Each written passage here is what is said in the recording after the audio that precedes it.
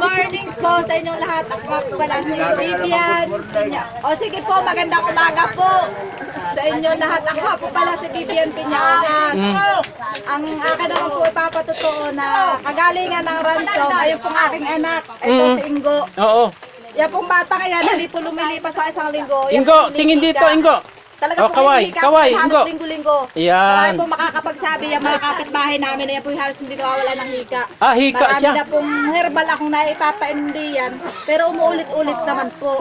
Dinala ko na rin po yan sa center. Hindi po siya kayang pagalingin ng nebulizer. Hindi po siya kayang pagalingin. Pero po mula nung umattend sila po nung tatay niya, sila po kasi yung unang umattend. Ayun, oh. Kasi nag-guide po ako noon.